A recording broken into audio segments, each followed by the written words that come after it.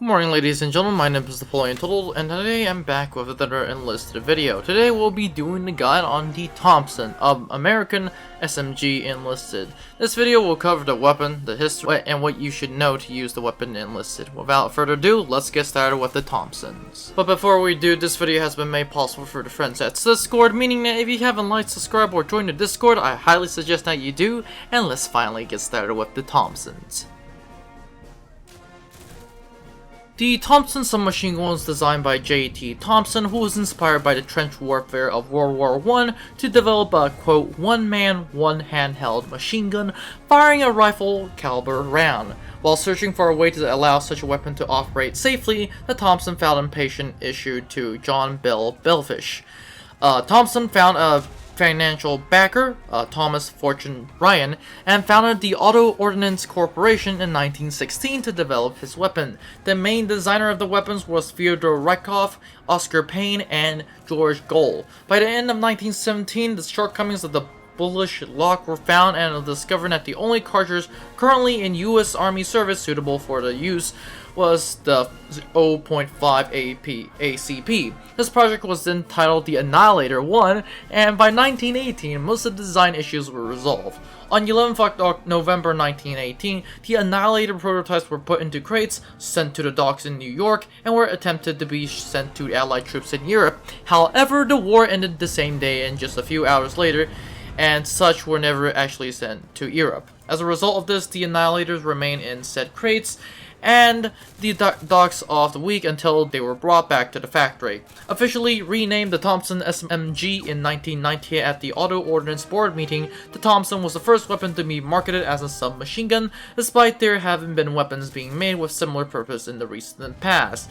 The Thompson entered production in 1921 and was marketed to both military, civilian, and similar agencies, although it was high priced, resulting in a few sales. The Thompson cost $200 each, and with that time being $200 being a fortune, one 20-round magazine costing $20 each, which once again is a fortune. This was comparison to the 0.45 ACP M1911 pistol, which only cost $17.45. At the time of the depression, the Thompson wasn't really sold quickly, and the 1921 Thompson were first sold to the small quantities to the U.S. Postal Office in an attempt to protect the mail from a splat of robberies, followed by adoption of several police departments in the United States and minor international sales to various armies and contribution forces located in Central and South America. Just to let you know, if someone robs your mail, that's already a little bit scary. Some Thompson were then acquired by the Irish Republican Army, the IRA, for the support of independence in the Irish Civil War. The Thompson retrieved most of its fame and notoriety in the hands of the Prohibition and Depression-era gangsters, as well as is portrayed in Hollywood films. Nationalist China also acquired a number of Thompsons for use against the Japanese forces. These were eventually handed to them in produced copies or derivative of the Thompson from their own, used by its own various armies and militia. Soon after, J.T. Thompson decided to sell his gun to the public, saying that it was just to be the gun for home defense. The Thompson will be brought at storehouses, warehouses, and even through mail, which is kind of fun. Production, however, remained slow until the onset of World War II, at which point the Thompson were being produced in significantly larger numbers. In 1939, the Thompson was the only submachine gun in production outside of Europe, and as a result, the British, the Americans, and the Swedish governments hurriedly placed orders for these guns. The Thompson was then adopted by the U.S. Army in 1938, serving during World War II and later to the Korean War, as well as the early stages of Vietnam. Other U.S. countries purchased the Thompson as well, most notably the United Kingdom, France. However, the French never got the chance to put them into full potential, as France lost to Germany in just a few weeks. Well, months. Modifications were simply production and reduced costs were made in 1942, resulting in the M1 and M1A1 variants.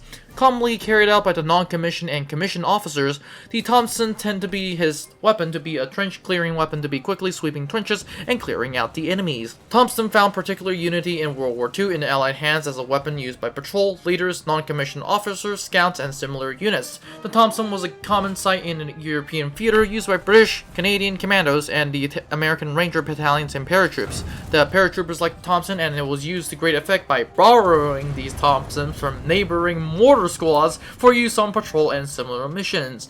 In the Pacific theater, most Commonwealth forces like the Australian Army initially used the Thompson extensively in jungle combat. However, due to its weight and the weapon had a jamming, considering the fact that in the weather of the jungles in the Pacific, this weapon tended to jam a lot.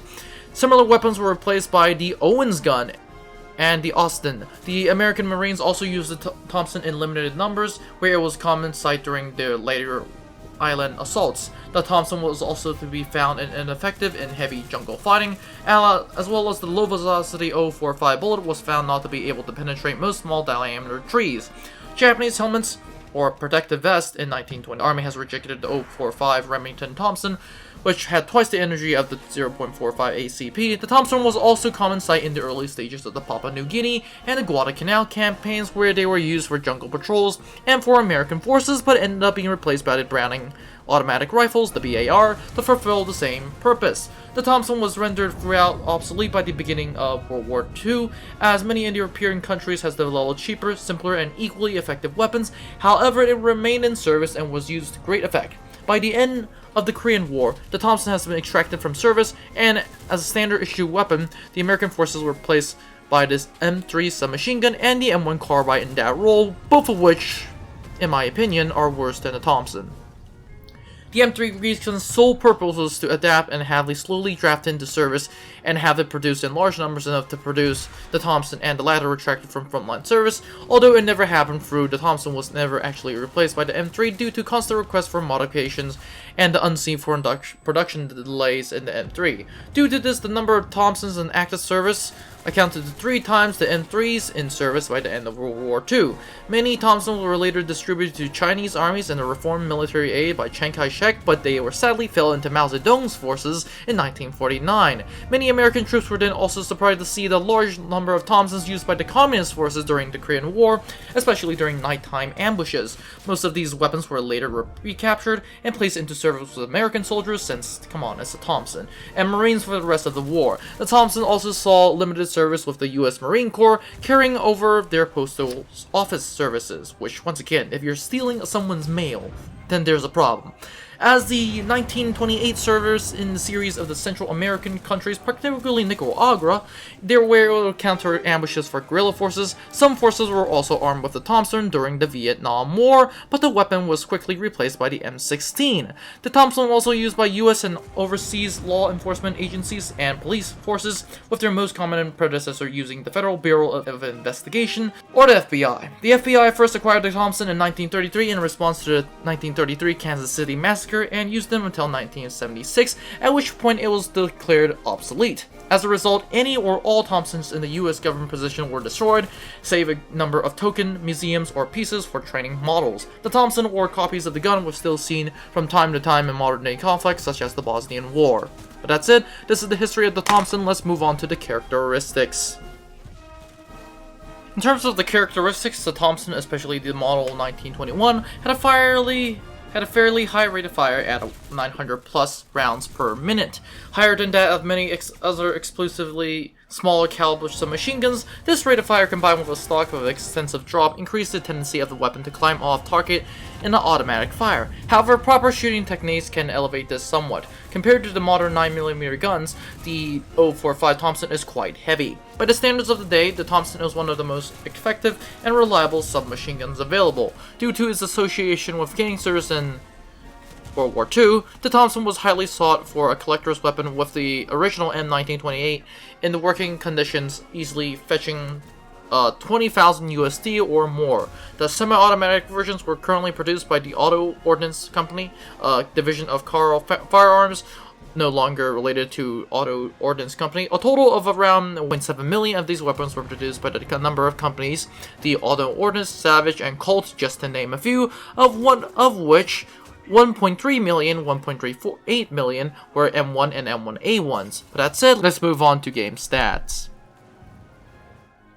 In terms of the in-game stats, we have a lot. As a matter of fact, we have 4 Thompsons, and let's start with the M1A1 Thompson. The M1A1 Thompson has a caliber of 11.4 millimeters, hip power of 6.8, and that is only the 2-star version. Muzzle velocity is 260 meters per second, reload time of 3 seconds. Rate of fire of 6 shots per minute, vertical recoil of 40, horizontal of 15, 30 round magazine, weight of 4 kilograms, cartridge mass of 21, firing modes of auto and semi-auto, while the 5-star version has a caliber of 11.4, hit power of 8.2 with a damage reduction of distance of 8.2, 5.5, and 3.3 at 10, 120 at 200 meters, muzzle velocity of 265, rate of fire has been increased to 690, reload time is down to 2.7, vertical and horizontal recoils being at 36 and 14. After that, let's move on to the M1 Thompson. The M1 Thompson is calibrated in 11.4, hit power of 6.8 with a damage reduction over distance of 6.8, 4.6 and 2.7 at 10, 100, and 200 meters. As a matter of fact, all the Thompsons from this point on will have a hit reduction of the exact same in all categories, except for the fact that unless you upgrade to max, in which at that point it's 8.2, 5.5, and 3.3 at 10, 100, and 200 meters, which is pretty good. Now, in this version, this Thompson is going to have a very good muzzle velocity of 800 shots per minute at vertical of 37, horizontal of 15. Reload time is going to be 3 seconds, and it's auto and semi-auto. After that, the 5-star version is the 6-star version is going to have a rate of fire of 920, reload time of 2.7, vertical recoil 34. The Thompson box magazine, like I said, is going to have a damage reduction over distance 6.8, 4.2, 2.7 at 10, 100, and 200 meters, of which this time the rate of fire is upgraded to 700, which might be thinking that's a downgrade, but no, let me get on. The reload time is 2.3, so that's going to be good. The vertical recoil is 43, and the horizontal recoil is 11, 30 round magazine, whereas the 6-star version Thompson is 810 shots per minute, reload time of 22.1, vertical recoil 39, horizontal of 10, of which this version is actually one of the best compared to the M1, considering that the fact that when you use full auto on the M1, it actually, you can't really use the sights, considering that the sights are going to be blocked by the recoil. After that, you have the M1928A1 Thompson with the 50 round drum magazine. This time it has chambered in 11.4 meters, hit power of 6.8, 4.6, 2.7 at 10, 100, and 200. Armor penetration is going to be exactly the same. Muzzle velocity is 265. Rate of fire is from the M1 Thompson, so it's going to be 900 shots per minute. Reload time is 3.2, but considering the fact that it has a 50 round magazine, I would say that's pretty good. Vertical and horizontal recoil are both at 22, so that's going to make it interesting. After that, we're going to have the 6-star version, and we're going to have the hit power of 8.2, 5.5, 3.3 at 10, 100, and 200 meters. Muzzle velocity of 265. Rate of fire of 1,040, which is impressive. Reload time of 2.9, vertical recoil and horizontal recoil at 19. 50 round magazine, auto and semi-auto. And that's it, let's move on to the recap section. In terms of the recap, I believe the Thompson is actually one of the best SMGs in game. As a matter of fact, the only big issue that is coming with the Thompson is two things. One is the reload, of which the 3-second reload for the M1A1 Thompson and the M1 Thompson is gonna be a pain. Even if you upgrade it, it's still gonna be one of the highest reloads, if not the highest reloads for an SMG of the caliber of 30 rounds to be in game. But that said, it clearly makes up for it in terms of the damage. 8 hit power damage is one of the highest damage that you can get, not to mention 8.2, which is really good. The 8.2 damage is really good for an SMG of this caliber, and although it might not seem like much compared to the 7.9 or something like with the MP40, it's actually pretty good. Trust me, I've used this Thompson and it could just mow down entire enemy teams.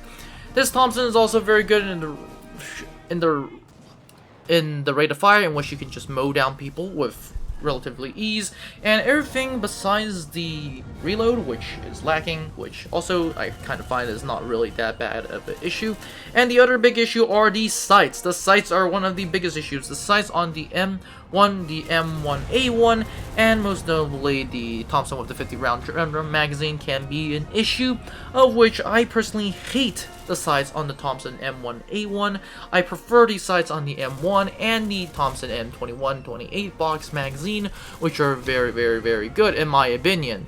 The Thompson M1928A1 can be a little discharging, and I personally don't care about those sights because those are not the worst sights. The only issue for that weapon is once you fire the thing, the recoil is literally in your face and the sights go wild, which once again is going to be a problem. Once again, one big thing that you can do with the Thompson to mitigate this is go in close and use the hipfire, which the hipfire is actually quite good. The hipfire is so good, as a matter of fact, I use the hipfire more than using the sights, for most cases of course. With the exception of the M1921-28 Thompson. But that's it, guys. This is all it for the Thompson. A really good SMG. I really highly suggest that you get it, especially if you're in Tunisia. And yeah, a lot of people have been complaining that the Thompson is overpowered and is just going to be a Thompson spam, which, let's be honest, it really is. And yeah, that is why Axis Tunisia suffers a lot. But that's it, guys. This is the Thompson. If you like this video, feel free to like, subscribe, and join the Discord. But that's it. Have a great day, guys, and I'll see you in the next one. Now, before you leave, I would like to thank you very much for watching this video. I would be honored if you could like and subscribe to the channel. Remember, more videos are coming out, so it is a good idea to click on that notification button. Anyways, have a great day, and I'll see you in the next one.